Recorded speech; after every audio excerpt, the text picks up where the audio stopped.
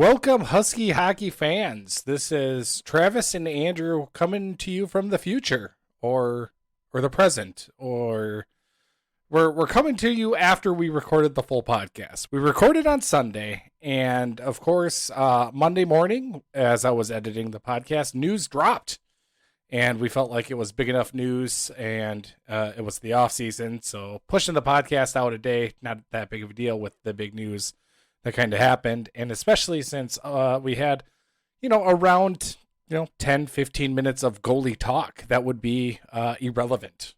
So we decided to kind of jump in here, do a quick little update here before we get to the rest of the show, which all of it pretty much still holds true. But we wanted to kind of get this out right in front. We got a goalie. Yes. Dominic Basse. Which is a name familiar to NCHC faithful, backstopped Colorado College. And, the big thing that I took away from this is that with Dominic Basse, he's got 3 years of eligibility left. So this is the guy we're going to be looking at kind of as a long-term, as our guy for the foreseeable future. Maybe, Larson will, I would imagine, say that it's going to be a competition between him and Castor, but I don't think, I would imagine Dominic would, Basse would come here eyeing that starring role with a good chance of getting it. I mean, I guess I'm not as confident that he's definitely going to be the starter coming in. I wouldn't be surprised if they pick another goaltender up from the transfer portal. Let's just fill in about just who he is. Colorado College last 2 years. I agree that I understand that he's got 3 years left of eligibility because his first year was 2020-21, which is sort of the free year of eligibility that the NCAA granted. Now, when I read Hatton's write-up, he put that he has 2 years of eligibility left. So there's still unknowns about exactly all of the rules. I might be missing something, but from how I understand it, yes, I agree that he's got 3 years left of eligibility. His numbers for CC the last 2 years, now keep in mind, Colorado College has not been good during these 2 years. 17 games, 318 goals against, 895 save percentage in that first year. Last year, 24 games played, 323 goals against, 888 save percentage. Those numbers aren't dazzling. But again, keep in mind that he didn't have a great team in front of him. And last year, towards the end of the season, I know in 2021, 2021, I have to always say that. It's kind of confusing with the years. But there was a stretch there, I think, in the end of the pod and then going into the quote-unquote regular portion of the schedule last year. He had a decent run there for CC, and he went into this year, 2021-2022 season, as CC's kind of number one guy, and that sort of tailed off by the second half of the year when he was basically in a platoon role with Matt Vernon for them. And, Vernon, I believe he was the guy that started both of the games for CC at St. Cloud in that late season series. Between the Tigers and the Huskies. So correct. But again, reading Hatton, sort of the last 16 games of the season, it was an even split, 8 starts apiece for both Vernon and Basse. So 6'6" guy. So he's a very tall goaltender. He was a draft pick of the Chicago Blackhawks back in 2019. That was the year before he went to CC. And he was a pretty hyped prospect. He's from Virginia, and kind of did his high school and prep goaltending in the D.C. area. So not a local Minnesota kid, but a guy that had a fair amount of hype coming into his college career. And as I said, it didn't exactly wow people with his numbers at CC, but I think he's an intriguing prospect. I just would hesitate to say he's going to be a Rennick type where, you're going to expect him to shoulder an 80% game load right off the bat. I would not be surprised if they bring in another guy from the transfer portal as semi-insurance, or maybe even a tandem situation, or maybe, as you said, it's going to be a tandem between Castor and Basse. I just would not be certain that they're done with the goalie transfer situation. Now, I would say, from the perspective of our original podcast, we mentioned guys like Dylan St. Cyr, Quinnipiac transfer, also was multi-year starter at Notre Dame. He's a guy that I think is out of the picture now for St. Cloud. He's a guy that when wherever he transfers, he's going to get the starting job. He's going to be like what North Dakota thought Driscoll was this year, what North Dakota is thinking Drew DeRitter is going to be for them next year. He's going to be in that situation, and I think he's going to be able to find a spot that's going to offer him the definite starting position. So I don't think that the Huskies are going to be in play for someone of that caliber, but I mean, there still are a few dozen goaltenders in the portal. I would not be shocked if one of these more lesser known and less experienced goaltenders that St. Cloud also brings in one of those guys. You're going to lose Lamoureux, who's in the transfer portal. I'm assuming they're going to hold that Posh back a year, the USHL prospect that they have. Yeah, Mick Hatton said that was the plan, that they want him one more year. Now he's been on a bad USHL team. Right. And I can't remember off the top of my head if that's Sioux City or Sioux Falls. It's one of the Sioux. So I would not be surprised if they're going to bring somebody else in other than Basse, but I think Basse is is worth a shot, is worth a look. And like I said, very tall, lanky goaltender. He's got the size, and putting him in a situation with a little bit better defensive situation for St. Cloud State than there was at Colorado College when he was there. Hopefully that helps his confidence, and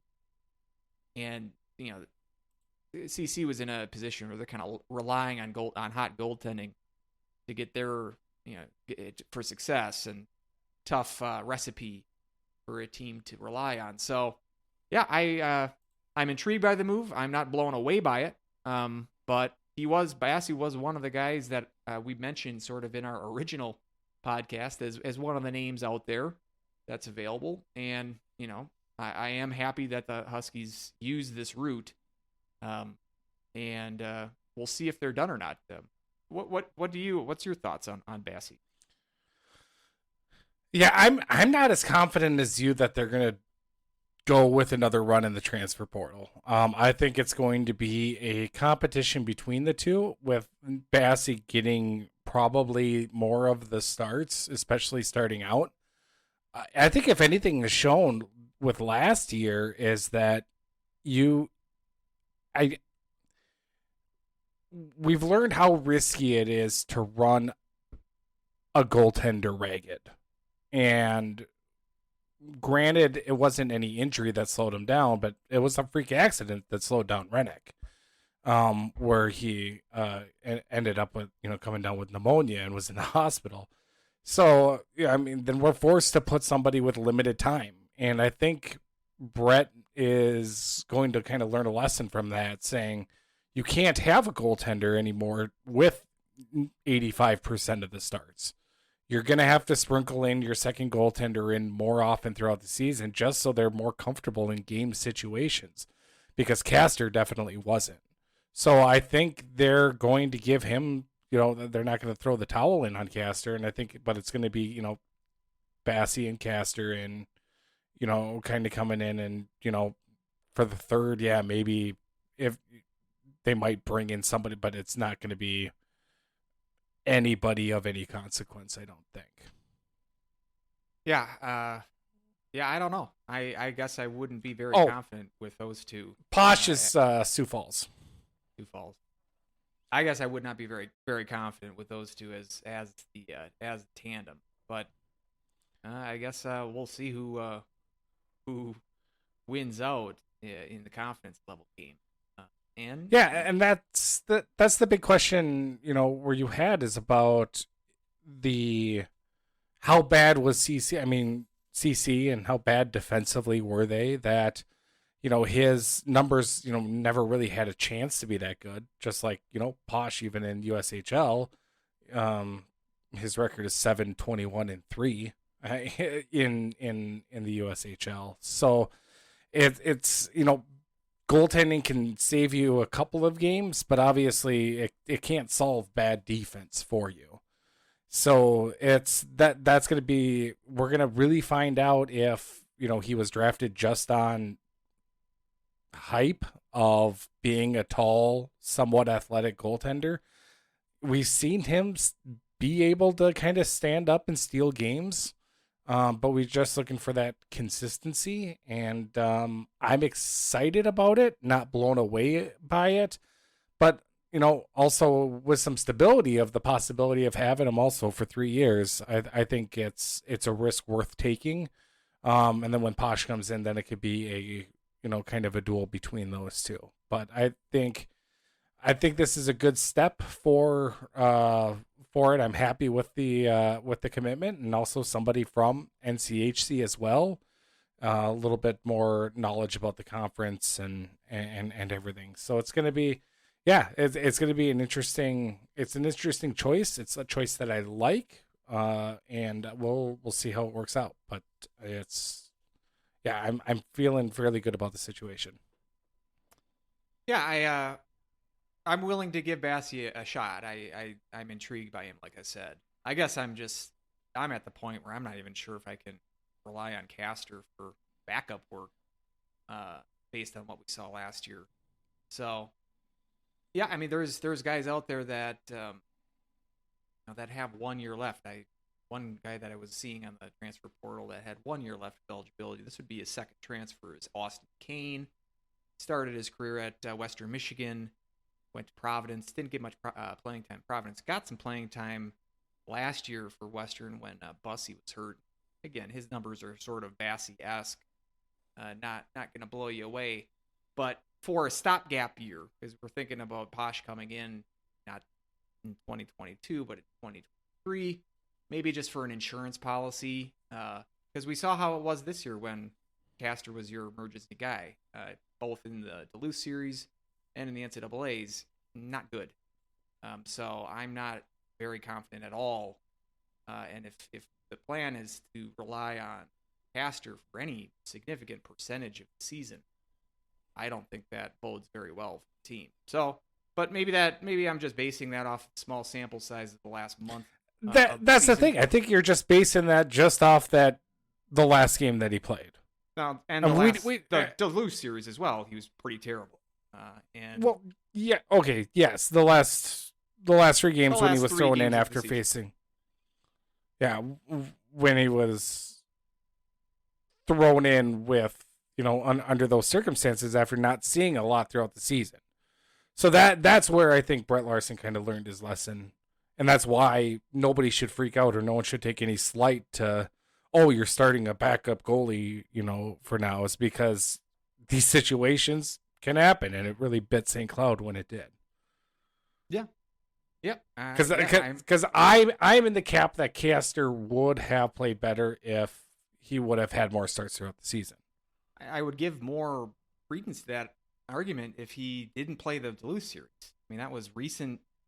That was 2 weeks before the Quinnipiac game. If the Quinnipiac game is the only thing we're going on, then I'd be on your side. But we have the Duluth series as well, and putting that into the equation, it's not as small of a sample as just the one game we're talking about. And so, yeah, maybe I'm wrong. But I just, especially with those being the biggest games of the year, perhaps that makes it more memorable from that standpoint. He played well, and he got one of the games against Miami, right? I think he started the second game there. Played against Bemidji. He had a start against Western Michigan. And so... Yeah, he had a start against Western Michigan. I mean, he did mop-up work in 3 games. So he didn't even do, there was, the last 6 minutes of Western Michigan. in the first game of the series. He one game against North Dakota, he played a little bit over a period, or a little bit under a half a game there, and then against Omaha, and that was another kind of mop up work duty as well. So before the 3 games, the 2 Duluth and the Quinnipiac, he only made 3 starts throughout the season. He just appeared in the other 3. I just, and one of them was Wisconsin, who was terrible. Oh, that's right. We'll see. We will see. And Yep. I don't know what they're going to bring a third goalie, and wasn't in one of the games Caster, or the announcers mentioned that Caster used to be their club goalie. So maybe they can bring somebody up from the club team to be their third goalie. You're going to have a third goalie somehow. So Yeah, that's true. So I don't know what they're going to do with that, but this Basse, like I said, I think is worth a shot. Excited that we're getting an idea of what next year's team is going to look like, and that's a big key is goaltending. It's going to be a big one. Yep. Any other breaking portal news? We'll be here hopefully before we record a full episode instead of the day after. But who knows? Well, that's the beauty of. I was going to say radio, but this is not. The day that you post this, I'm sure we're going to get action, St. Cloud State related action, right on the heels. Yeah, we'll get Crookshank or something like along those lines. So. Right. But yeah, so that's our little addendum that we wanted to put right at the front of the store. But let's go ahead and kick off the rest of the show. Hello, hello, hello, hello, hello. It's good to see you. Say hello.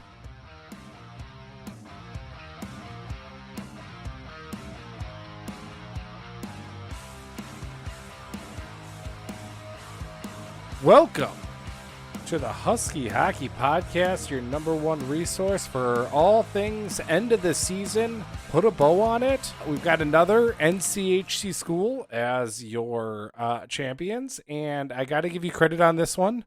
We both got the semifinals right, Andrew. I was the one who gave Minnesota State the nod. You were the one that gave Denver the nod, and it turns out I gotta give you all the props for that. So congratulations on the crystal ball that you had. Well, thank you, Travis. I have to say I wasn't believing I didn't have much faith in being in my prediction being correct. I did not watch the title game. Really? I was pretty sure that Mankato was going to win, and I am trying to limit self-inflicted torture. So this was a Duluth. Why do you watch sports then? This was a Duluth in the title game situation because I didn't watch any of their title games either. So I did watch the like a 15-minute highlight package on YouTube afterwards. So I do have some video. Did watch the video on it, but you watched the whole thing, right? Yes, I did. What'd you think? Well, it was weird because obviously you had 2 periods where Minnesota State just dominated. And I saw a lot being thrown around about Mankato being a trap team, and I get it. Obviously, yes, they are and do that style, but they do still engage and jump into the attack, which is why they were one of the highest scoring teams in the nation as well. I mean, the whole Frozen Four, you had, the top 4 offensive teams in the nation going, which is incredibly rare. Just looking at the game, and Denver just kind of got nothing going, and it was still 1-0, and I had the feeling that whole time and that Denver will figure it out. It's only a matter of time, but will they figure it out for a 2-minute stretch? Will they figure it out for a 20-minute stretch? It turned out to be a 2-minute stretch that changed the whole complexion of the game.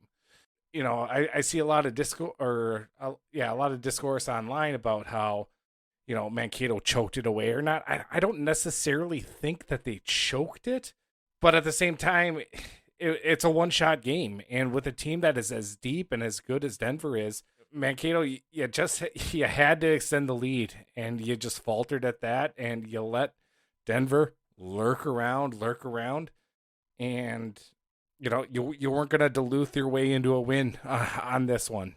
So that's kind of what my takeaway of the championship game was. Yeah, I was thinking, which is preferable?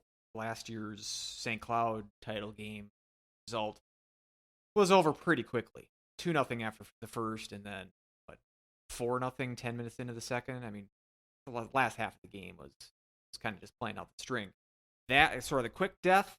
I mean, if you're a fan of the team that loses, you going quick death, or you're going drag it out, third period lead, and then give up 5 in a period. I know 2 of those were empty netters, but still. Yeah. What sort of death is preferable for you? I think it depends on how.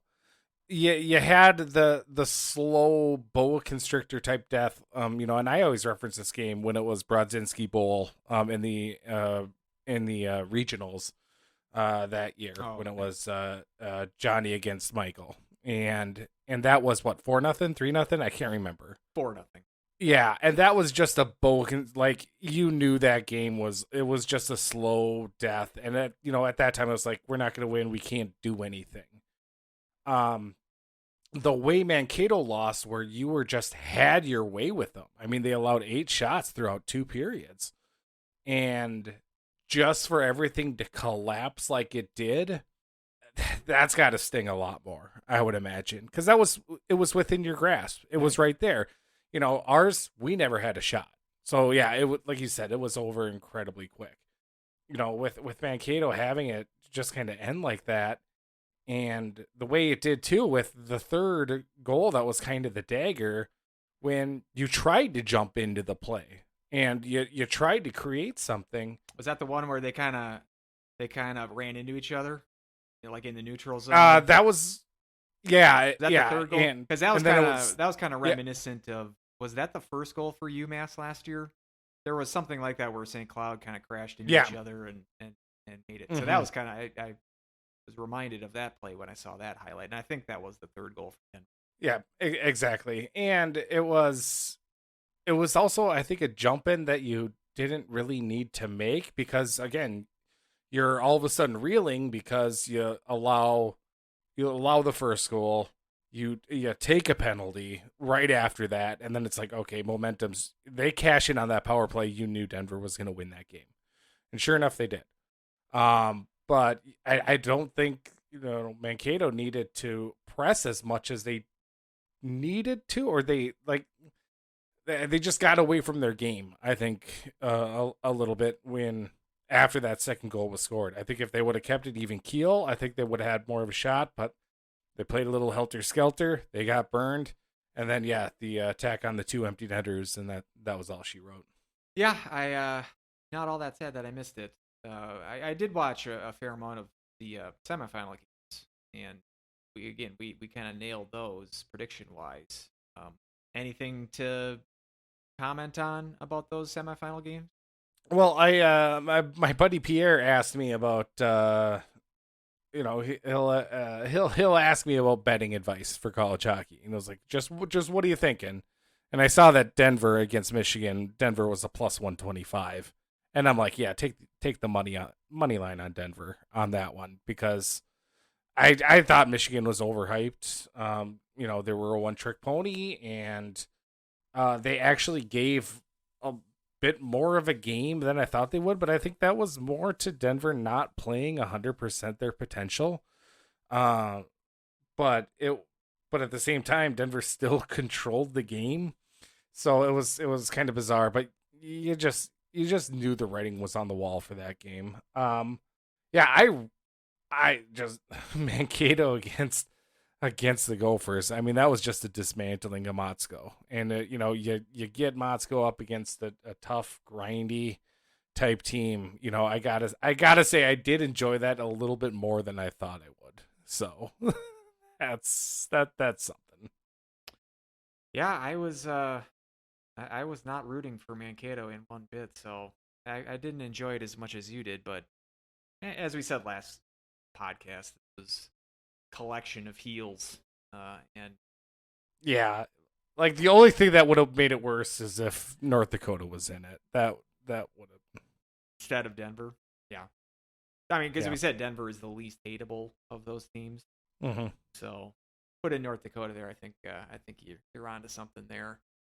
And one thing while we're talking about it, and you saw the ratings were out. Ratings were horrible, which Minnesota State and Minnesota that got bumped to ESPNU anyway, so that didn't have a shot.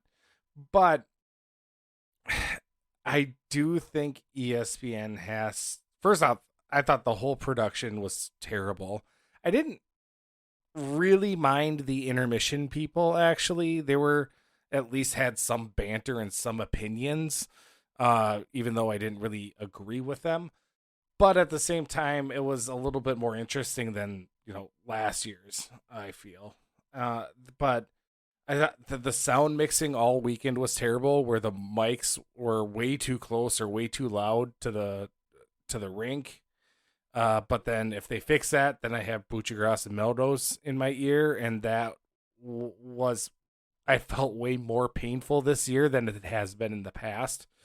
And maybe that's because ESPN has some good talent for play-by-play, and I think college hockey fans, and really hockey fans in general, deserve better. And it's just disheartening to hear them, or it's just disheartening to have ESPN drudge out those two year after year and just not do any homework.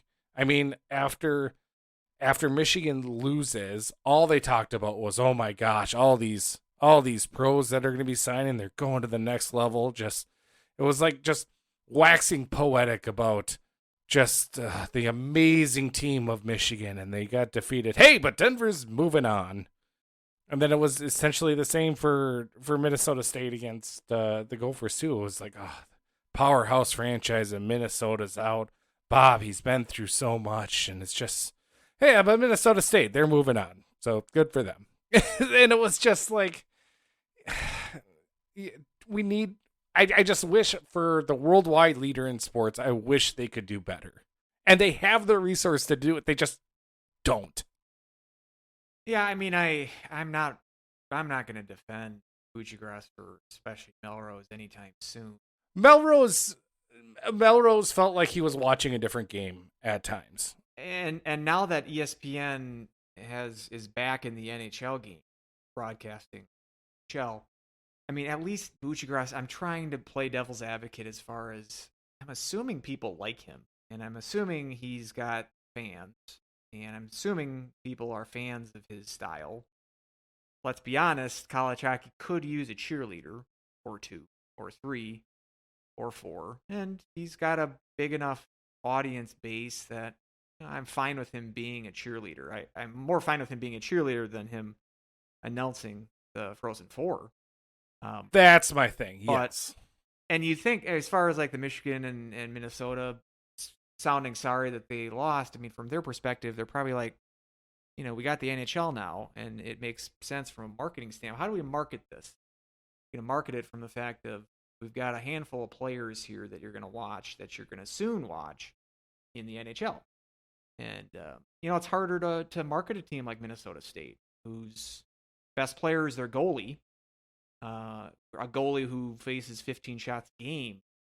It's tough to market that versus Beniers and the Michigan guys who played at the Olympics, and that people are, even casual fans might be vaguely familiar with some of these guys, where it's harder to market Minnesota State. It seems like Denver would be an easier job to market. They got some flashy players themselves, but the name brand of Michigan and Minnesota, I think, goes a long way for snagging some casual fans' interest.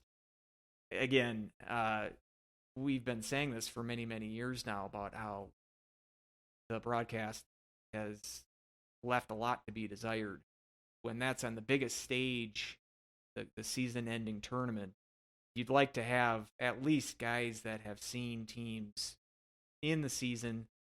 I mean, I run hot and cold on Starman, but the one thing you can say about Starman is it's real. The fandom and the interest he has in college hockey is genuine. Again, I think he gets old. His shtick runs pretty thin pretty quickly for me, but I would much rather have him in the booth than Melrose doing it for beer money. And guys like, they had that Mike Motto in the studio, and they've had him in the last couple of years.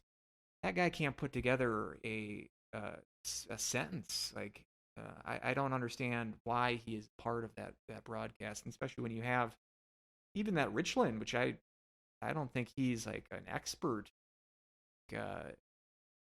college hockey. He's not the savant that Starman is, but I think he puts in more of an effort, gives a little bit more of an insight than some of these guys that they're hiring. So, yeah, and now that ESPN Plus, they announced that they're going to be picking up Hockey East games next year. They've already been doing that for ECAC. 6-year deal, and that's huge. I mean, I said I was I was able to watch some Hockey East games this year because Nesson, I think, was making them freely available on CBS Sports app. Do that, but this will make it that much easier because they were. I mean, for the ECAC, they were broadcasting every game. It's like the NCHC. Any game that's at a home site in the ECAC, they were broadcasting those games, and it'll be the same for Hockey East. It'd be great if all the conferences can put them into this app, some app. I mean, if it's ESPN Plus or something else, to have a one-stop shop of all the teams and all the games available. You're not going to be able to watch all of them because they're going to be all on the weekends, but still having the ability to go back and see some highlights and make it easy for fans to do that, I think is a big plus. But at the same time, I'm glad that ESPN they're expanding the coverage, and they certainly have a stake in the game, and they're interested in college hockey, and they're doing cool things with that. It'd be really great if they could nail the coverage that they present Frozen 4. But as you mentioned with you also have to keep in mind, look at those TV ratings. I mean, there was the TV ratings about the regionals. They didn't crack the top 150 in any program that day. Keep that in mind. The 1:30 p.m. airing of NFL Now was higher rated than any of the regional games this year. When they transferred it over to the Mankato Gopher game, they transferred that over because it lined up with opening day baseball. The pregame show for baseball drew double the crowd than the Michigan-Denver did. Just a pregame show, not the actual game. Pregame. So college hockey is tiny.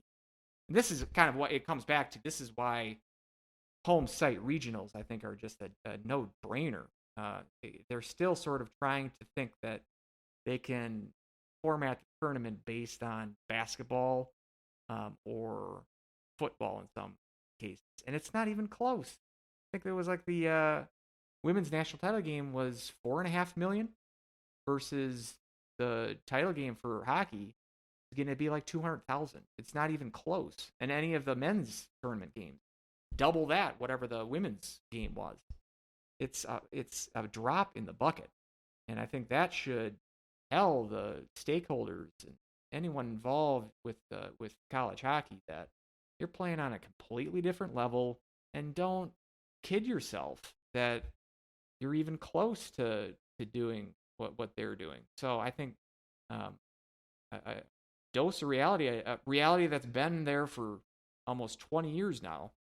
It'd be nice for them to do something about that, but we don't tend to get good things. So who knows if that'll ever happen. But I want to try to be more positive. I know I come on here and rant about that kind of stuff a lot. Yeah, and it sounds like they're not even, at this moment, it looks like the head brass isn't even thinking about changing the regional format at all.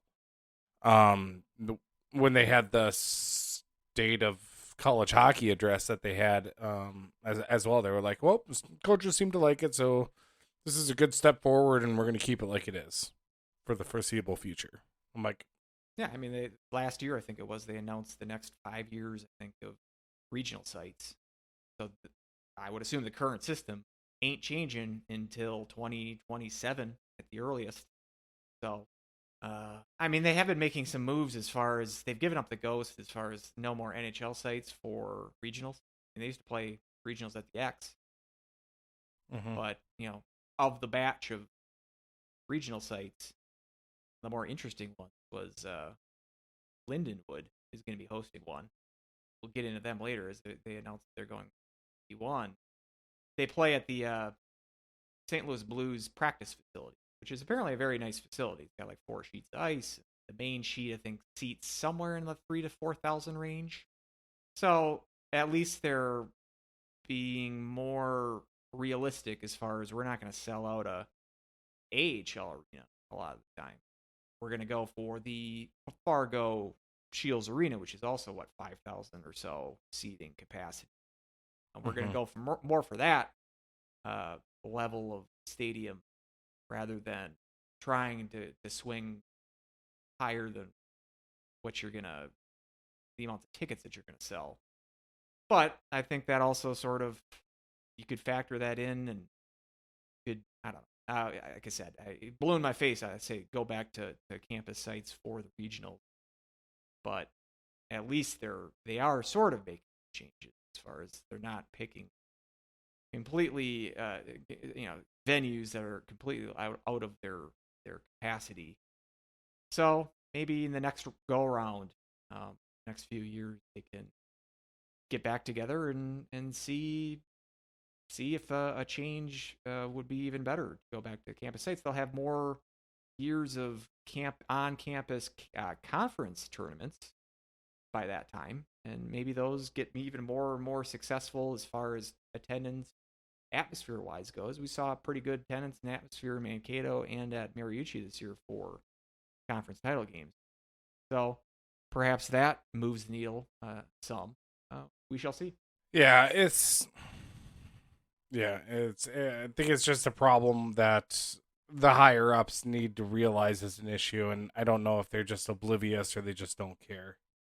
But it's definitely one or the other.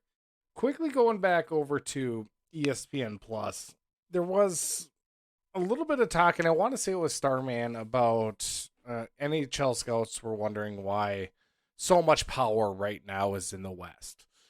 And his kind of rationale or reasoning that he thought was there's just more exposure here because of the national coverage with the deals of being on CBS Sports or on Big Ten Network and along those lines. I wonder if Hockey East also getting on ESPN Plus is going to change that maybe a little bit. I don't know if I necessarily agree with that in the first place because it's not like CBS Sports is in a ton of households anyway. Keep in mind which network pays Starman in part. CBS Sports. I could think the Big Ten Network moves the needle a little. I think that moves the needle way more than CBS Sports does. Yeah, and I think it's easier. I think that ESPN Plus will be a good thing for Hockey East. I mean, if CBS Sports Network was a standalone, I can pay $5 a month for it. I think that would be a good idea, but I don't think you can do that. You've got to buy a standard cable package in order to get that channel. It still is an obscure channel, whereas ESPN Plus is a great deal. I've been watching so much NHL this year. I've watched more regular season NHL probably in 10 years. And it's because it's $6.99 a month, and I can get any other game except the ones that aren't. There's a couple of games on TNT and NHL Network. I don't get those. But pretty much every day of the week, I have at least 1 to 7 games that I can watch. And being an out of state fan of the Wild, I can watch all of their games. I mean, I'm only blacked out of the Coyotes games. That's kind of the big hitch for someone like you in Minnesota. You'd be blacked out of Wild games. And which is definitely a plus that you don't have to watch Coyotes games too. Yeah, I'm not so really missing I mean out much that sounds like a great deal actually. Yeah. exactly. But that's what it's whoever they play. So if the Wild play the Coyotes, I'm not able to watch that game. Yeah. But that's only a couple of games a year, and so and I can watch a lot of. I mean, I probably watch the second most games I watch is probably Vegas, and I watch most of their games, a lot of them at least, and so I'm able to have get a good view of a lot of the teams, and it's like I said, it's $7 a month. You're not just getting that, you're getting their whole like 30 for 30 catalog. I'm not trying to I'm not a salesman here for ESPN Plus, but if you don't have it and you're a hockey fan, I would definitely, and if you swing $7 a month, it's a great deal, and it's gonna get even better because, like I said, you got Hockey East coming to that streaming channel next year. So, and I wonder what other conferences would go that way. NCHC, no chance. I don't think we built ours from the ground up, for better or for worse, and usually worse with my interactions with the app. But I could see CCHA doing it. I know they've got to deal with Flow, but Flow is expensive. Yeah, very expensive. Especially if you're a fan of one of those colleges teams and you're getting it for the whole season, it's like 150, 160 a month. Or not a month, jeez. Yeah. 100 yeah, it's like 150 a year, I think it was. And I will say compared a lot. Compared to NCHC, I mean, for the ECAC games that were on ESPN Plus, I don't think I watched a game in I don't think I watched a game that was a Brown home game. Or there was, but I watched like a Dartmouth game, I watched an RPI game. I watched most of a game from each of the rinks, and the quality was like across the board, high def quality. The announcers sometimes were hit or miss, but from the video and definition wise, I think a step or two better than NCHC. It's tough sometimes. The Miami games, I think the camera is way too back. It's hard to watch in each end. I think Western's games aren't all that high quality. I think St. Cloud's is good. Denver's is good. North Dakota's is good. Omaha's fine. Sometimes Duluth. It took them a while to get to HD. But yeah, and then those the Western and Miami, I don't think are great. So I would even say that I think ESPN has a little bit more resource-wise to, across the board, sort of guarantee a high-quality feed. And so I would even say that the ESPN Plus, at least what they were doing with the ECAC, maybe I would assume it's going to be the same kind of deal when they do Hockey East. But, NCHC TV can point to that as far as we can maybe step up our game as well. So, there is that as well. And NCHC TV was kind of the leader of this. They were the first conference to go ahead and do that. So they are kind of the pioneer of conference exclusive streaming. So, as you said, I don't expect them to make the move to ESPN Plus. But, yeah, and I don't even know. I was getting back to the Starman thing. I'm not sure if that does factor in as far as from a recruiting and where players choose to go. There is that concept of your parents can watch your games on a whim, on a major basic cable package like Big Ten Network does, or something like that, because of the days of having what's the Gopher fan lament of, God, games used to be at 7:00 every weekend on MSC. On MSC.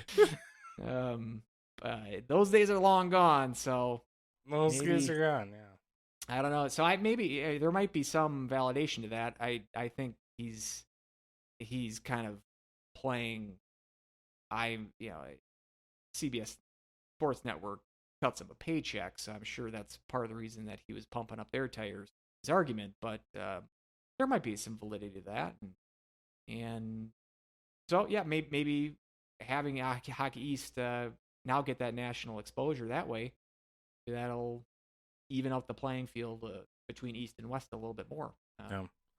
Everything along that is cyclical too. You look in the mid to late 90s, I would say definitely the power was in the East. Then you get to the, early to mid aughts, it was in the West, and then then it was back in the East when it was the Boston College kind of running the show for that time, and now it's back in the West. It happens. So I don't. And I just do think that assume it's just gonna go back to the East, sometime here in the next few years. Yeah, and I think that the Big Ten schools seem to always. They're kind of using their advantage of we can get the young blue chippers that are going to hang around for maybe a year or two, and they've been doing that for well past getting back. Pretty much all in the history of college hockey. The blue bloods have always gotten those blue chip players, and I think that's kind of how they market their league. I think that's kind of how Big Ten Network will market their games around them, that you can watch these high-end first-round draft pick talent, watch them. It's like they're the minor leagues of feeder league into the NHL, and they sort of use that sort of prestige, scoff at that, point to the 0 national titles that they've had as a conference. But that's kind of how, even with half the Frozen Four, right? Yeah, and the year that Duluth beat them, that was 3 out of 4 Big Ten teams that year. So yeah, they've made the Frozen Four, but haven't been able to pull in the big prize. So it's it's interesting. It'll be interesting how all this shakes out in the future, and I do think that the Big Ten schools are sort of built that way to showcase, like a young freshman showcase league, which how especially success in the NCAA tournament is going. That's not a very good success to win a bunch of national titles. It may have been 20 years ago, but it's, and especially now in this little mini era of we're having an extra year of eligibility and getting 25-year-old players. That's another sort of downside for the success of Big Ten schools, and not like I'm weeping for them, but it's just I like watching high end talent. It's like I know Michigan was sort of everybody's favorite hated team this year. Yeah, not defending what they did to deserve that reputation, but at the same time, I did kind of enjoy watching those guys, the Power and Hughes and Beniers, and being able to watch them kind of develop. I was glad to catch a couple of those games, and that's what I like the fact that there are different the conferences seem to be built. They each have a separate identity, and I do like that part of it. So yeah. Did we want to transition to talking about some Huskies? This is a Husky hockey podcast, after all. I suppose, yeah. How far are we in? Haven't. Well, let's put a bow or cap or whatever it's called on the whole event here. With McKay, Dryden McKay, goalie, wins the Hobie Baker, loses the Richter, and obviously it caused a lot of how are you the best player in college hockey, but not the best goalie in college hockey. It was, I just, first off, were you surprised? What was your take on it? And do you think that they made the right call? I was digging into, I wanted to find out exactly what the voting process was. Sometimes, I know that baseball does this now, when they announce 3 finalists, that's actually after the voting has been done. Just take the top 3. That's what when they go on present the award, it's from these top 3, but the voting had already been done. So I wanted, correct. That's to know, how it happens. Well, that's how it happens in baseball.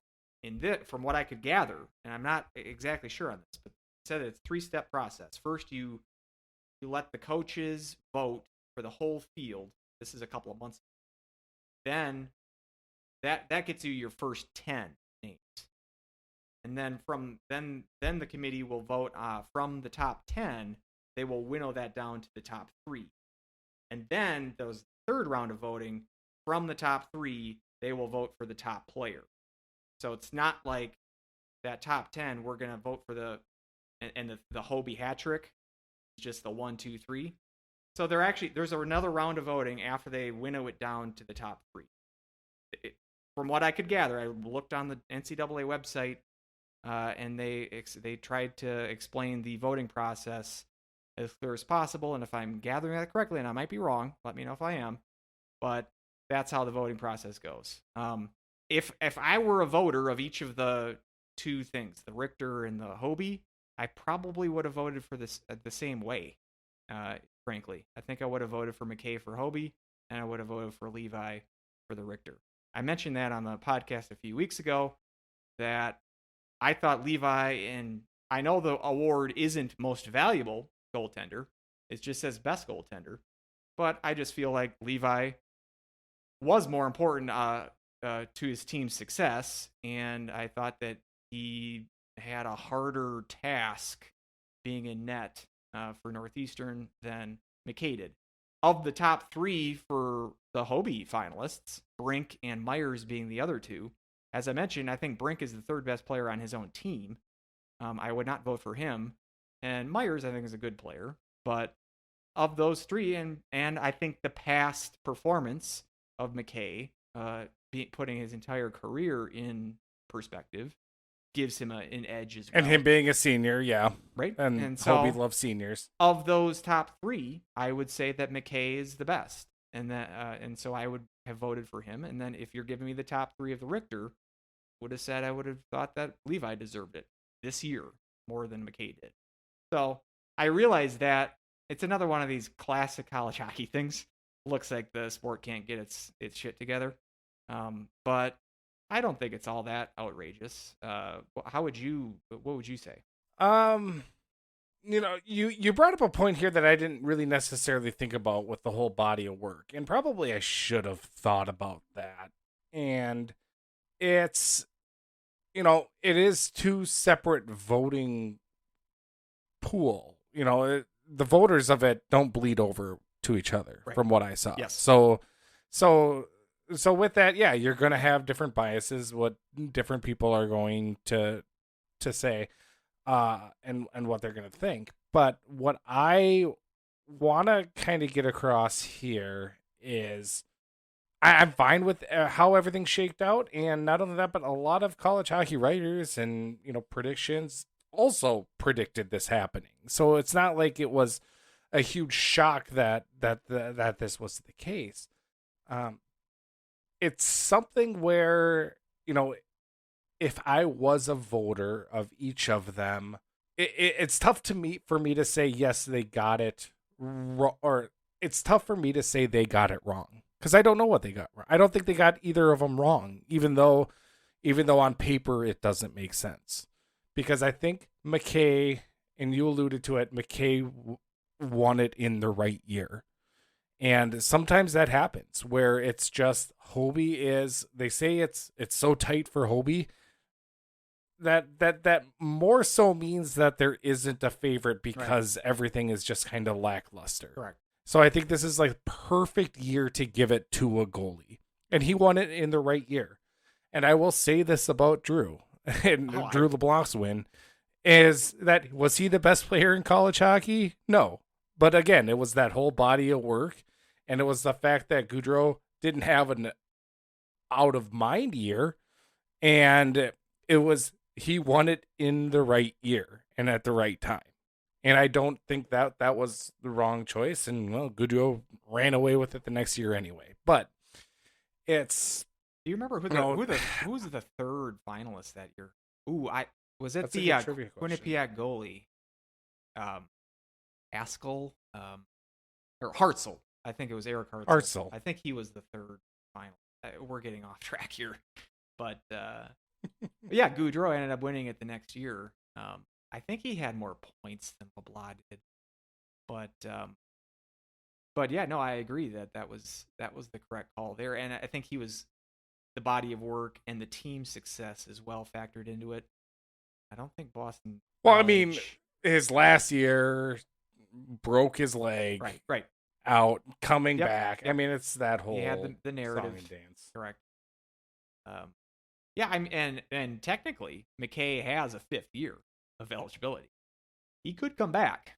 I'm not expecting that, but I'm also sort of wondering what kind of pro career he's going to have. He's a little undersized. That's kind of why I did some research on him. He was originally a Holy Cross commit, and the only reason he didn't go there is because they weren't giving him a full scholarship. Holy Cross is kind of a pricey school to attend, so they kind of costed him out of Holy Cross. So he ends up at Mankato. Like I said, not highly recruited out of out of juniors, and has a great 4 years, but went undrafted. So he is a free agent. If he is going to go pro, he can sign with anybody. And I am just curious as far as a lot of times, NHL goalies, it's such a crapshoot sometimes, and you really have to pay your dues. It depends on what situation you get put into. I remember Ben Bishop coming out of Maine. He had to spend 5 years or so toiling in either AHL or as a backup that didn't play much until he became a starter for Dallas, or for Tampa Bay, I should say. And then he was a starter for them and Dallas. He's retired now, but it took him a while. I think he was like 27 or so before he got his first full-time shot at the NHL, and it was a significant amount of time after he had been in college. So sometimes it's not something that you can just jump right into right away. We saw Fanti sign with Edmonton.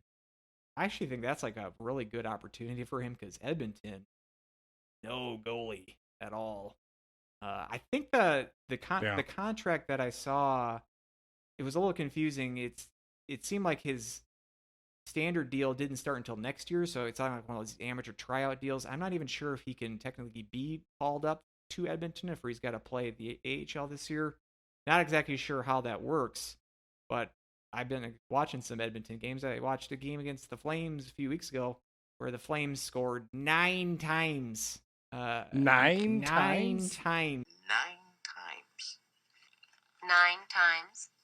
9 times. Against 2 Edmonton goaltenders. So that's a situation where I think, Fanti might not have to wait too long. Maybe not this year, but certainly next year. I wouldn't be surprised if he gets a shot, gets a chance to show if he's got something, because they're kind of desperate for goaltenders.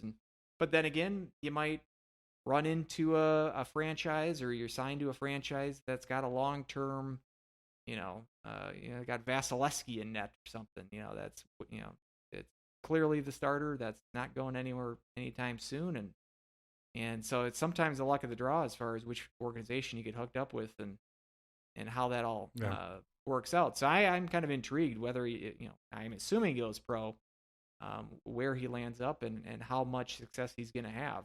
There's still that question mark. Maybe it's unfair, but the fact that he was sort of playing in a conference that wasn't the top conference, and you wonder how challenged he was, bulk of his work, and so it'd be interesting to see if he can prove that at the next level.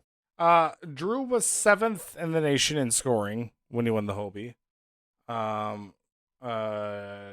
with 50 points. But I mean, the Rylan Schwartz from Colorado College was the top in points, and he had 53. So I mean, he was 3 back. So Goudreau did have 51, but Goudreau had 51 in 35 games, whereas Drew had 50 in 42. About half of the shots though, 73 total shots. Well, I mean, it makes sense because Drew famously only scored 13 goals. And what was it? Was it Hartzell? Is he the third guy? Did you check on that? Oh, I did not check on that. I just looked at the stats. God, this is the most play that Eric Hartzell's gotten on a podcast in a long time. But yeah, it's and correct. Yes, Hartzell. And Levi did mention that, or did announce that he's returning. Correct. So maybe he's got a chance to scoop up back to back goalies. Scoop up the Hobie, or he can go back to back with a Richter. We shall see. But yeah, not terribly surprising. That was sort of, like I said, that's kind of how I think I would have voted, and I get the from the optics, it kind of looks a little weird. I get that, but I think that there's, and sometimes maybe it's nice that they both got recognized. They both put up some great numbers. Yeah. So And That's like, yeah, spread it around a little bit. You don't need two, you hog. there we go. Maybe we can get Jackson Castor. Maybe we could give him a trophy. We'll give him something. Mark Hardigan won WCHA Player of the Year when Leopold won the Hobie. I mean, stuff like that happens. Right. Yeah. I mean, Hardigan was robbed, but still. Yeah. So yeah, let's transition into Huskies then, since we are a Huskies hockey podcast. So yeah, we got a little more clarity on who's returning and who's leaving. And, first off, I saw Fitzgerald already lighting up the ECHL. So there we go. So he scored a shorty. I think was his first goal there. So great. Already top line center. Donahue first pairing D as well on that team. On the same Stingrays. team. On the same team. Correct. Right? As far as the defense goes, I mean, we're pretty much got the whole band back together. I mean, obviously Perbix, he signed with the Lightning, but Pierre, Treyball, Lutke, Bushy, Ziemer, and Meyer, all going to be on the roster. So that's it's if we look at it from that sense, is that Meyer coming back, he's going to be a third-year captain, and that's going to really anchor that defense. He was kind of on the fence or looking at other offers or whatnot. Obviously, I'm not going to pretend to know what goes in a player's mind when he gets to that stage, but it's yeah, I'm happy with how the defense looks, and with the arrivals that we've got coming in too. Again, it's going to be very tough to kind of crack that lineup, because I would imagine Mason and Cooper are both going to be coming in this next year as well. So yeah, I think it's Treyball. I thought made some huge steps forward this year. I thought he was really solid. Peart was streaky, but he's a flashy defenseman. That's going to happen. Lukey, incredibly surprising. So, yeah, I'm actually really excited here for what this defense is gonna do for next season. Yeah, and I'm wondering what these new guys, what their role is going to be, and we can tell from Larson that there's no such thing as a guaranteed spot. I mean, we saw that with Jaycox this year, the guy that was wearing a letter. 13 games, I think, this year. Yeah, 13 games for Jaycox, and I don't think there was any injury issues with him. Mostly healthy scratches. And Treyball, as you mentioned, he got scratched a few times in the year. He played 31 games for the Huskies, so I mean he did get some bench time occasionally throughout the year. But I think I agree that as the year wore on, I thought he definitely improved, and I think he'll be a key of the defense as well. But they were basically going with 7 defensemen all of this year, so there's going to be a guy that's going to shuffle through. And Ziemer, still, I liked him, maybe not as much as you did, but I did like what I saw. But it's not guaranteed for him either. He's still got to prove a regular spot. I think it's good to have the competition. I think that makes everybody better. And I do also expect Peart to improve as well, and maybe settle into that top defenseman status. It'll be nice to see him take that next step up next year. But yeah, Perbix missing is obviously a big key, but that was pretty much expected. I think he's ready for the next level. Certainly, at least the AHL. Excited to see what sort of career he has, pro career that he's going to forge. So yeah, I agree that the defense of the defense, forwards, and goaltending, I say the defense might have the most sort of stability of the groups. Goaltending kind of being the biggest question mark. This team program has shown a capability of being able to reload from the offensive standpoint, and missing lost announced that Henchis, as expected, turning pro, signing with Wild. Then Nolan Walker, who had mentioned as a possibility to leave. I thought it was mildly surprising, but not terribly surprising. He has been around for 4 years, signing with Toronto. I don't believe he was drafted. Is that correct? That's just a free agent signing. No, and it was a free agent, but it wasn't an NHL deal. It was just Right. an AHL deal. So that kind of surprised me too. It's like you'd think you'd maybe want to try to up your stock a little bit with an extra year, but I mean, if you feel like you might as well jump now and try to do something, I can see that aspect too.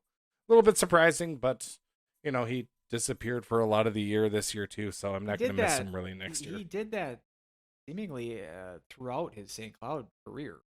He'd go through stretches of being maybe one of their best players, and then for 10 games, he'd be wondering where he is. And it seemed like every year he did that. I mean, to his credit, he did show up against Quinnipiac. So, And then also, last year in the tournament as well, I kind of saved some of his best moments for the postseason. So, yeah, wish him well. But then, yeah, getting Meyer back. Mike Miller announced that he's coming back. As I mentioned previously, could see maybe a Fitzgerald type step up from him using his 5th year of eligibility. So excited to see him back. Meyer, I feel like I'm missing somebody. Oh, we also had some guys enter the transfer portal. We've been, kind of hinted at that with the goaltending situation with Lamoureux announcing that he's in the transfer portal. Thomas Rocco in the portal as well. And then Jack Johnston did not see any action this year. Not really much of a surprise there. Like he's been kind of edged out of opportunities here. So kind of what I think that the transfer portal is kind of used or intended to give guys opportunities if they're stonewalled in a program. And so I wish those guys the best. I can see a guy like Rocco going to, let's say, a CCHA program and getting top 6 minutes or something like that. It's nice to see. Hopefully they don't score against the Huskies, but it'd be nice to see them get some regular playing time and hopefully it works out best for them. So, and that's obviously the portal is always it's a constantly changing system. For it, like every day, there's guys a batch of players that enter it, and also guys announcing that they've found another program. Notable Chase Primo, Notre Dame. Mentioned his name weeks ago. The thing though is we're still getting used to this transfer portal, and I mean it's challenging. I think for a team like St. Cloud. You saw like Primo's going to Notre Dame. It's, with all sort of recruiting in general, you're a salesman for your university, salesman for the program and the situation that you can offer players. A lot of times it will, especially when it comes down to guys that have completed their undergrad. Sometimes it comes down to what sort of graduate programs can you offer.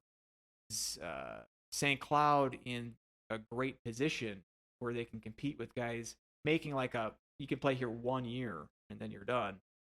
I think that's a different dynamic than selling a guy with a 4-year sort of offer, an opportunity to play it for 4 years rather than just sort of the mercenary. I'm coming in, doing a grad degree, playing here 1 year. A couple other news and notes. Bobby Brink signed with the Flyers, and Nathan Smith just signed with the Coyotes. So I'm sorry that you're going to be missing out on Nathan Smith and his debut when he plays for the Coyotes. But I mean, hey, I could always drive. It's 2 hours for me. So I could go up there. So, yeah, it's it's one of those situations right now for the Huskies where obviously that's our glaring need. There is goaltending. That's what we have to do. But I'm worried about our scoring depth. I wonder if we're gonna have to, Larson's gonna have to tap into his roots at Duluth and start really kind of coaching and playing that way, because some of the high flying, I'm just a little bit worried about it here, because some upperclassman needs to step up. Now I'm excited that Miller is probably going to get an expanded role. Because I would have loved him more on the power play, especially when Walker was going through that dry spell. But I just feel like it's got to be someone like Okabe is going to have to really step up and take another huge step. Because otherwise, that's who we're really relying on, is that Cronulla, Okabe, Miettinen line. Because Salquist, Molinar, Brand. There's not a lot of goal scoring potential. I think that's coming back unless if we've got Adam Ingram coming in, who is just lighting up the USHL right now. Yeah, but always depending on a new guy coming in. That's I don't know. Yeah, that's tough. So that's my biggest question. Again, it helps that our defense is really solid. So it's we'll kind of see where that takes us. Any kind of final thoughts or any thoughts about the forwards, or final thoughts about how potentially the roster is going to shake out for next year? Yeah, I liked what you said there, and yeah, it's and we can maybe I try. a guy like Molinar. We saw some flashes of him last year. Perhaps he can step up, and I am excited to see Ingram, assuming he's coming in. Mentioned borderline first round draft pick available, or potentially there, and so excited to see if that can pan out. Some offense. I was just scrolling over a couple of days ago doing some research. Here's the number of the day: 0.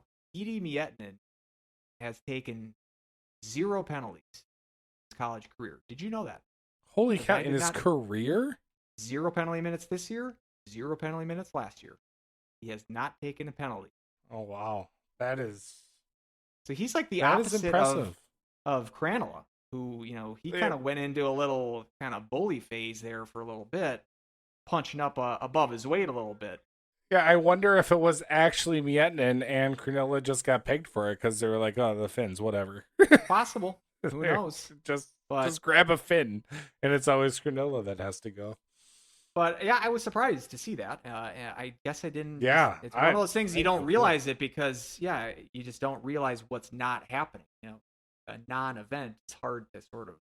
Oh yeah, I guess I haven't seen him ever take a penalty before. But yeah, 0.00 penalty minutes in his career. Wow.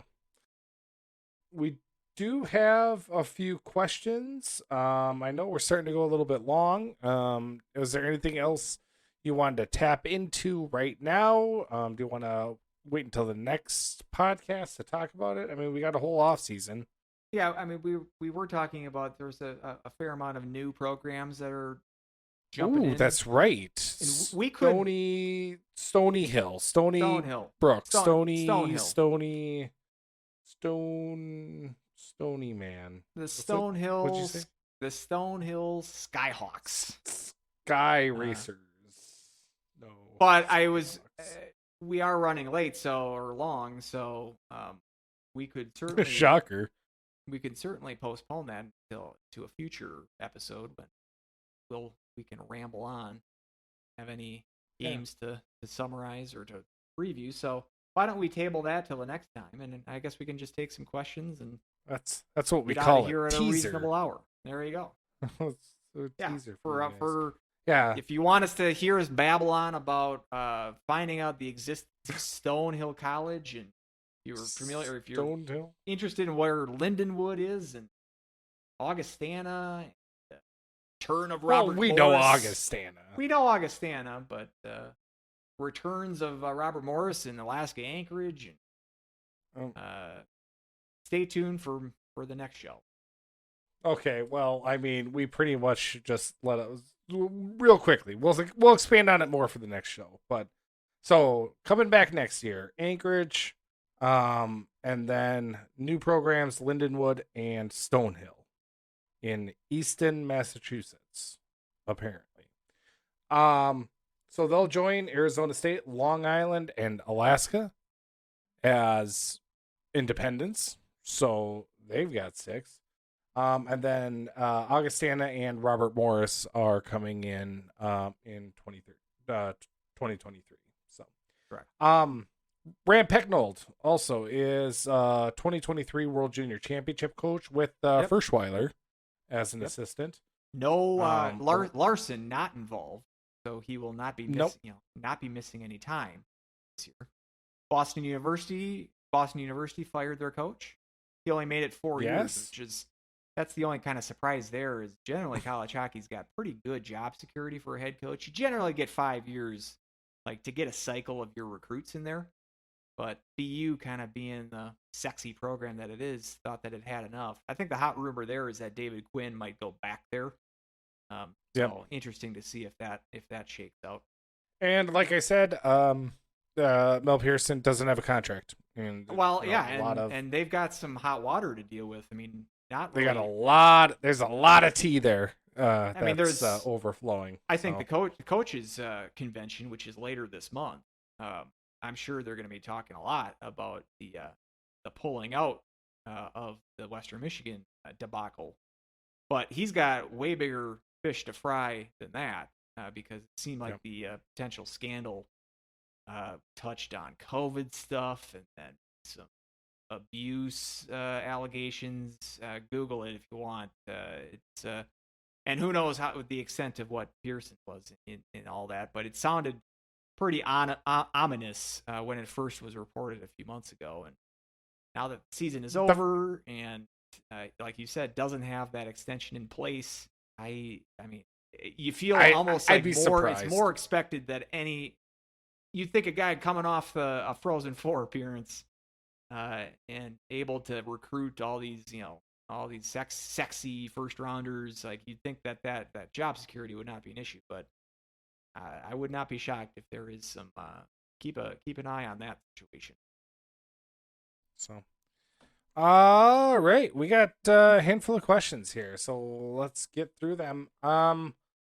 First, any chance the Huskies get new sweaters next season? New jerseys? I mean, I have no inside information. I like the. Would you like new jerseys? I like the three that we got. I think it's a nice. I think the black is boring. It is a little boring. We wear it all the time. I want to see the Reds on the road more. I am more of a fan of the red. That's of the jerseys that I have. I have one of the Reds. That's the one that I like the most. But the white, white is classic. The white I like. I like the white. Or if we can model our jerseys after the women's jerseys, I would love that because I think our women's jerseys are amazing. Do they have a black one? I know they have the red road, their main road one. They have like a black. No, they don't have. I don't think they have a black. I'm wondering if maybe they can make a black version of, soup up the black one a little bit. Maybe add some red to it somewhere. I don't know. They used to have that with 10, 12 years ago. It was like they would have the red with the St. Cloud State kind of script, but then they would have black shoulder pads almost. I thought that was a decent kind of color scheme to it. I mean, I don't think they're terrible. Either one of them. Change is always decent. And they haven't gone, this is about 10 years now that they've had this set of three. I think they changed the numbers, like the font. Yeah, they made very few minor changes. Which I'm not. I like the old font of the numbers. I'm not a huge fan of the font and the lettering of the names on the back of the jersey. They changed that maybe 5 years ago, but not a ton of movement on that. So maybe, I don't know, touch up the blacks or add something new. Maybe add one of those women's jerseys to the mix. Do something with that logo. I'd love it. Yeah. It seemed like Minnesota State never came out of the locker room in the third period. Very little possession, no defense.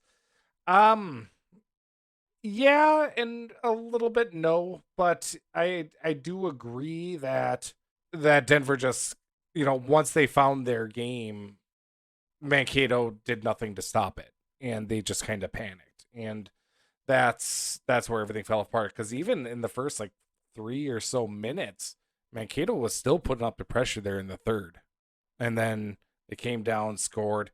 took the penalty, scored on and then after that it was like, you're not going to come back now, because um now Dan Jacobson, friend of the show, does Minnesota State make the Frozen Four again next year, or was this their window, or do they take a step back? Again, we're unsure about where St. Cloud's going to be next year. I have less knowledge about who Mankato's coming back, bring in. I mean, they're clearly the class of the CCHA. Even if they step back 2 steps or so, they're still better than Michigan Tech's. Like the only team that has a legitimate chance to win that conference, I think. So I think that positioning themselves in that conference, I think it's reasonable to expect they're going to make the tournament. I couldn't say Frozen Four or not.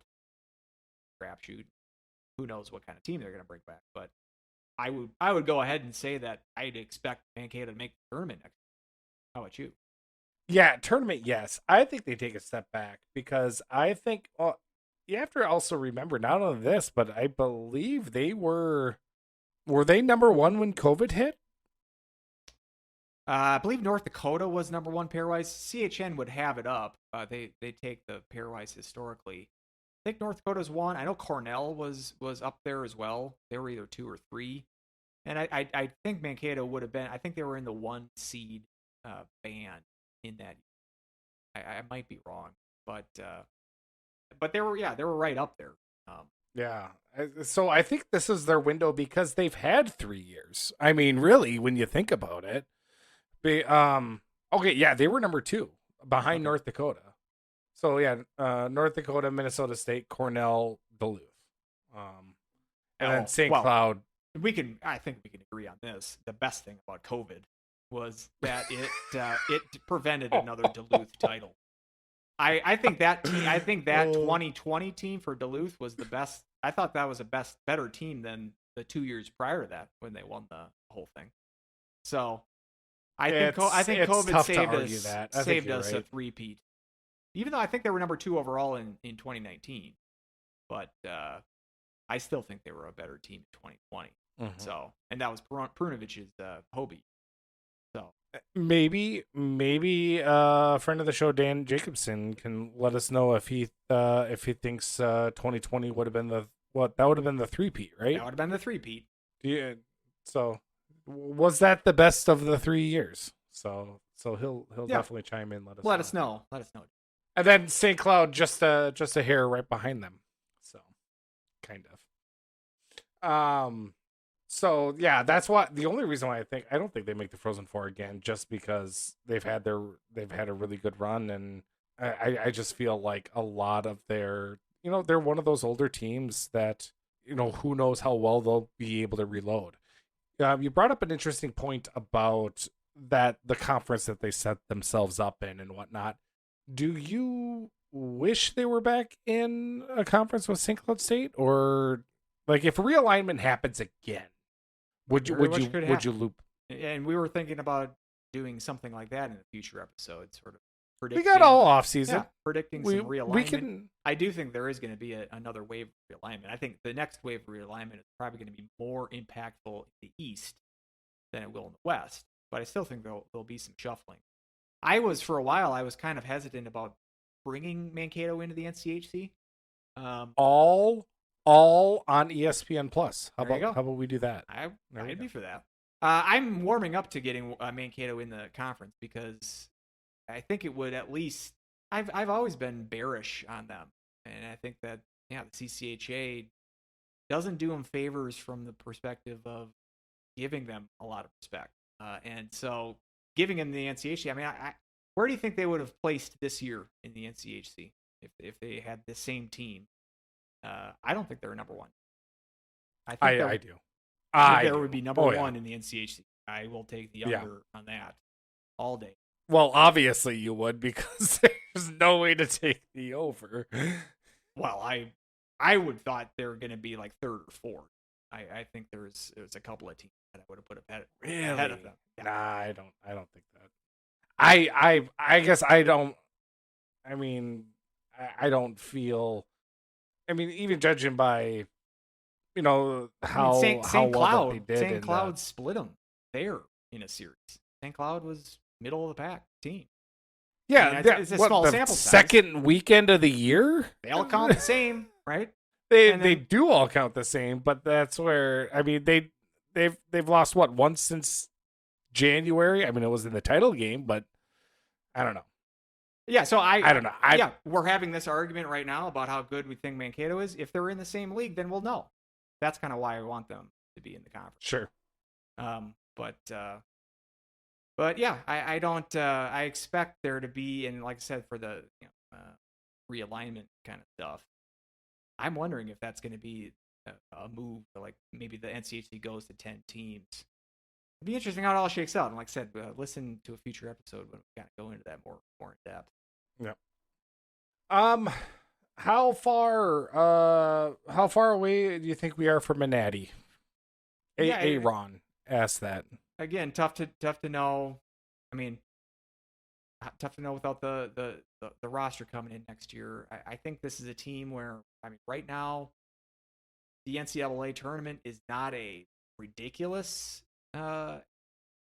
thing to consider with this team. It's not like you're Miami or CC. Whereas if we're coming in next year, like we'd be very surprised that they even make the tournament. Once you get into the tournament, you got a shot. So this program is not. It's not out of the realm of possibility that this is a tournament team next year. And that's really all you need to have a shot. I don't expect this team to be a number 1 seed next year as it's currently constructed. But if you make some decent moves and fill some holes, I certainly think a tournament berth there for the taking. But I think this is the time where we really figure out, or we really find out, what Brett Larson is as a coach and a recruiter. I think I mean, these next few years are going to be incredibly telling. And, obviously I'm been a big fan of him so far. But,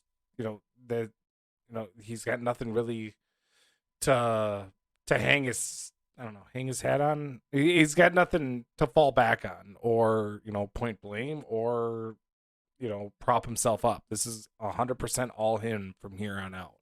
Yeah, I mean, the guys that left, the early guys, Herbix, Walker, Henches, those were all Motzko guys, correct? Mm-hmm. I mean, so we're now getting into there's still some Motzko, like Micah Miller.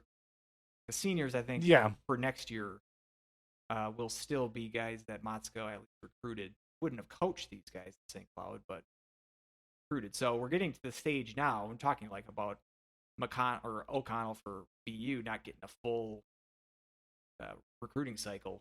We're getting to the stage now where now the grand majority of guys on the roster are players that Larson and his staff brought in.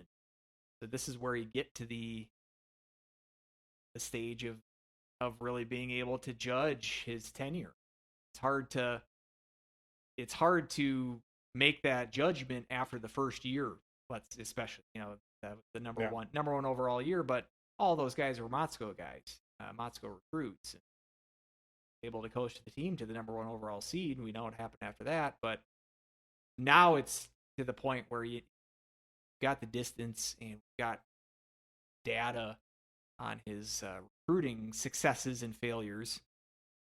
And now the curveball for everybody across the board is the transfer portal and how that shakes out long term. Like I said, there's this possibility of this being an advantage for, it could just be like this is another advantage for kind of the traditional big schools, big brand type of schools. But I can also see that there's teams that are in unique situations that could use this to their advantage as well. So we'll need several years of a track record to develop before we really can adequately assess his strengths as a coach. But yeah, so I agree. We're heading into an era here of being able to really know what we've got from a coaching standpoint. Yeah. And I'm still optimistic.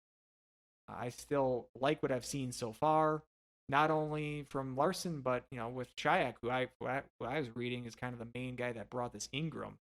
It landed that commit, so he's got some connections as well that has been able to produce some recruits coming in. So it's not just Larson; it's the entire coaching staff, Oliver as well. So we'll be able to judge how they're able to field the team next 2 years.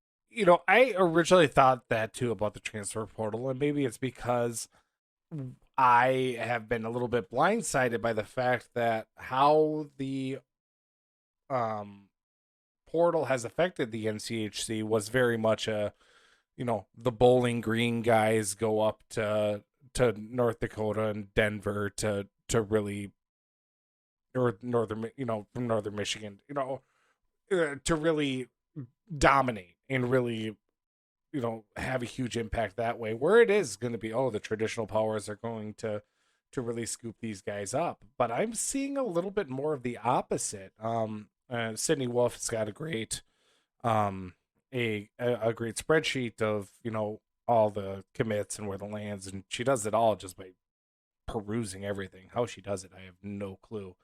But I'm actually seeing a lot more of the smaller schools getting some of these, landing some of these.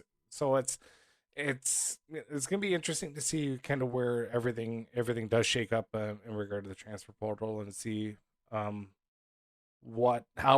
it is really being used. And I wonder how much behind the scenes, if it was a Lamoureux decision, or if it was a Rocco decision, or if it was kind of coach just kind of saying, hey, I'm sorry, there's just not room for you, it's best if you go somewhere else, no hard feelings type thing. I don't know. And I think looking at Denver, that might be a model for certain teams, not every, but I think that this Cameron Wright was a key member of that team, and especially a team that was sort of a youngish team. That kind of was the knock on them last year, being an under 500 team. It was a young team. They had all this great talent, Savoy, Stapley. Didn't seem to have the experience factor. So being able to fill in experienced guys, give you a little bit more grit, and have several years of experience under their belt already. I think that was a genius move. In retrospect, it looks genius because parlayed that into a national title. So you're not depending on these guys. It's not like Wright is you're bringing him in to be the guy. You're bringing him in there to be I think the term you used at the beginning of the year, a finisher type. And that doesn't mean like he's the guy that everybody leans on, but he kind of rounds out the roster, gives you that extra weapon that supplements. It doesn't. You're not dependent on them, but it supplements it to a degree that he came up with some huge goals down the stretch for him. So very much so. Using that as a model of, and I would assume, like, I know the Gophers, they brought in that Crookshank. I think Michigan had an older transfer or two, but especially if a team is like a younger team, as we're seeing in the last half decade plus in the NCAA tournament, where it really wins out is you got to grind it out a little bit. You got to have a defensive edge to you, and you got to have a little bit of experience as well. It's the first Duluth title, the 2018 title, where it was a freshman heavy team. That's the exception to the rule. Then more so these Minnesota State-esque teams that have been able to get the job done. That's why Mavericks over the Gophers really wasn't all that shocking, because they were able to use that stuff to their advantage.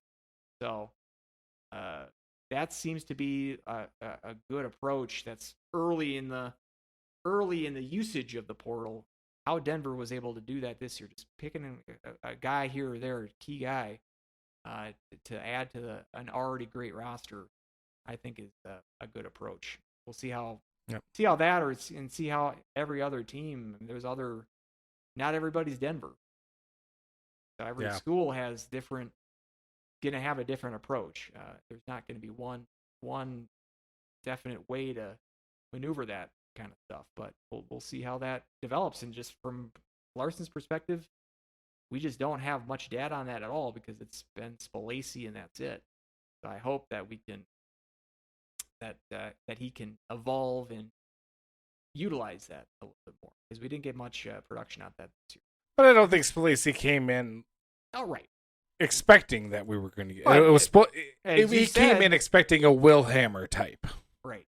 Yeah, or So- face off kind of whiz. It didn't really materialize from perspective. As you said, our preview podcast, getting that sort of, you thought that this team needed a finisher type. And I think that the results kind of bore out that you were correct in that. So, and that was coming off of a roster that didn't look like it had too many holes. Mm-hmm. Yeah, you never know how it's going to play out in the season. Nice to have contingency plan. As far as additions and departures, any type of preview list for next year, gonna hold off on that. And then lastly, Clint asks, if we know of the non-conference opponents, and I believe it's about the same run-of-the-mill people we did this last year. The COVID that was, kind of shut down when we still had that arrangement with Northeastern and BU or BC. I don't think that any word of that starting back up or finishing that, because I think we still have a trip out there to do. I would assume that because that was a 4-year contract, and they had Mhm. done 3 of those. So I mean, in order to do that again, they probably have to draw up a new agreement, multi-season agreement to do that. Gotcha. I mean, I did see like Mick Hatton was kind of saying it's going to be a lot of the same non-conference, which I would say maybe if we do another podcast in May, we might know the schedule by then. So it's hard to speculate, not knowing exactly what the conference schedule is. But from my perspective, I would like to get an Eastern team in the mix. I get wanting to play some rivalry games, and it makes your travel easier. This year, this year you didn't leave the state of Minnesota for non-conference. Yep. And if it's going to be the same teams next year, your longest trip would be Wisconsin. So, I mean, I get that if you want to minimize travel. But as we've seen the last the last 4 trips, I guess you can't really count. Do you count Air Force as an Eastern team? Even though they play in an Eastern League, they are from the West. But AIC, Boston College, Boston University, Quinnipiac, you're seeing these teams in the UMass. You've seen these teams in the NCAA tournament the last few years, and they're all Eastern teams. Play a little bit different style. I like to have some team from the East to play on your non-conference schedule. I think that would be a smart thing to do. So I would prefer to have some variance and throw an Eastern in there. But once we see that schedule, like I said, it's probably going to come out in the next month. Then we can speculate. We can complain about a lack of Eastern team. There is. Not to put you on the spot, but you seem to know the rotations better than I do. Changed it up over the last few years, and I don't. I think this last year was COVID screwed it all up, and then the pod. I don't know because this year it was not. It's not like they started this rotation based on the pre-COVID rotation. This year they only played Miami and Omaha. That was previously not part of the. That was not what their rotation was before. You'd have 2 teams each season, but it was kind of predictable. Okay. So I don't know. They've kind of started over on a rotation, so I couldn't even guess. All that I would know is that you're playing Duluth twice, 2 series. You're going to play Miami 2 series, and you're going to play Omaha 2 series because them once last year, and then Duluth is your designated conference rival. You're going to play them series every year. So other than that, it was Miami and Denver was your 1 series only this year. Denver did not make a trip to St. Cloud. Yeah. So scratch what I just said about Omaha. It's Miami's going to be 2 series, and Denver is going to have 2 series. So you're definitely going to see 2 series of Denver next year. Definitely going to see 2 series of Miami, and definitely 2 series of Duluth. Of the others, I don't know. Be guessing at that point, but that's all I can. And last 2 bits of Husky hockey news. That was the last season for for the Clawman. So we're gonna be having a new in rink wooer, I guess. So a hell of a career. So congratulations to him on that, and hope he's doing well. And the St. Cloud State announced also that they've they've raised some fundraising, or they've raised some money to fix up the scoreboard and upgrade the sound quality and the sound system, which I am incredibly excited for because, wow, was it terrible. and has been for a long time. For a long time. Hopefully, the next fund of next round of fundraising will go towards shrinking the rink. That's my hill to die on. Get rid of that. Get rid of the fat ice. Get rid of hashtag fat ice. The more that Olympic ice is going by the wayside, the more it's going to affect you from a recruiting standpoint, I think. So I don't know. I think all of that's overblown, but it might be. Maybe we'll debate that. I think more comfortable seats, I think, would be a better usage, like, because those seats are terrible. Like the student section seats, red ones. Those, yeah. I mean the black seats, those box seats or whatever, and like middle sections, like center ice sections. Those are fine. I sat in those, but those those red ones, those are terrible. Get rid of those red ones and put the black ones everywhere. That's what I would say. I'd say get standardized before change the seats, but both. How about just get a new arena? Can we have like a billionaire? Yeah, there we go. Billionaire build with a rink. That'd be great. That'd be just blow it up, start it all over again. Be Richard Dean Anderson. Use some of his. He'd be a famous alum. Yeah, exactly. Isn't it like a Wells Fargo president or something? I think he's St. Cloud State alum. Maybe he's got. Yeah, the guy who did all the wire fraud. Was he? I thought it was Stump. I think was his name. Is he like involved in a scandal? I must have missed that one. Yeah, I thought it was, and then I don't know if it was wire fraud. What was, I can't remember what it was. It could have been, yeah, not like a Tom Petter's American Greed situation. Maybe scratch that possibility off the list. But yeah, so it'd be nice to have some St. Cloud State sugar daddy. Yep. Get in there. John Struff education, BS at St. Cloud State, and MBA at University of Minnesota. So he probably actually learned all of that stuff at Minnesota. We tried to set him on the courses of righteousness. But he was embroiled in a scandal. He's doing like 5 to 10 years somewhere. I don't know about 5 to 10 years, but well, you know, fake accounts. Harvard I'm sure Harvard has their fair amount of white collar criminals that they've produced. So, being the Harvard of the Midwest, you've got to produce a couple of white collar criminals too. You just got to keep up with the Joneses. It's like the transfer portal. One person's going to do it. One school's going to do it. Everybody's. All right. Well, just so we don't get sued or anything along those lines for spreading out fake information. No, he has not been charged. Okay. Well, then you can just delete all that. Well, I mean, delete the Harvard, he was still involved, and it wasn't wire fraud, and it was definitely creating fake accounts that. I'll have to look into that. That's news to me. When was that? When was stepped down? The account fraud? I don't know when he stepped down. I'll have to dig into it. Well then, that about does her. So thank you everybody for listening for the length of time here that we're at, and I just want to say, heck of a season. Can't wait to do it again. We'll have some spattering of shows throughout the off season as well. Whenever news kind of pops up, we'll probably have one. Maybe think like once a month throughout the week. Once a month or so, probably in somewhere somewhere like that. We'll come up with new conferences, new realignments, come up with fun names. Yeah.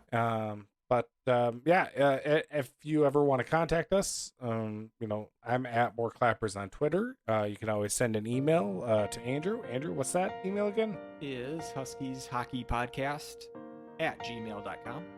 All right, perfect. And feel free also to comment on give us a review, whatnot. 5 stars, please, only. Anything less than that, I'll just delete it. I think that's what Amazon does, right? Just get rid of it. Pretend like it didn't happen.